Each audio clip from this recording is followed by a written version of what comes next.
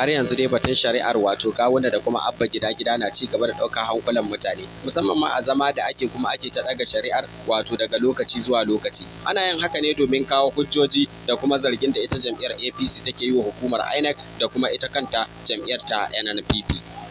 A wannan satin ma bayan dawowa zaman shari'ar wato kotun ta tabbatar da cewa jam'iyyar ta APC dai za su kawo hujjoji da suke tuhumar jam'iyyar wato NNPP da ma hukumar zabe. Duk da yake dai a zama da ya gabata hukumar zabe ta jihar Kano ta tabbatar da cewa ita yanzu ba ta da wata hujja da za ta iya kawowa domin kuwa an yi zabe kamar yadda ya kamata kuma kowa ya gani duniya ta gani. Duk da haka dai jam'iyyar ta APC na ci gaba da kalubalantar wannan hukunci wanda hukumar INEC ta ayyana wato Abba Kabir Yusuf a matsayin wanda ya lashe zaben jihar Kano. Wannan su ne takaddama da kuma cewa akwai takaddu ko kuma na bogi ko kuma wato wasu ballot paper ba su da stampi da kuma alamar jam'iyyar APC a Kano. Duk da yake hukumar da zaben ta musanta wannan zargi da cewa al'ummar jihar Kano kowa ya ga abin da ya faru. Da zuwa yanzu dai lauyan jam'iyyar wato APC ya yi jawabi kuma ya tabbatar da cewa su ne da nasara. Wannan dalilin yasa wato wasu da dama ke ganin cewa har yanzu fa gawuna is coming. Wannan shine dalilin da yasa wato ake ci gaba da tattaunawa da kuma sa rai a wannan shari'a da cewa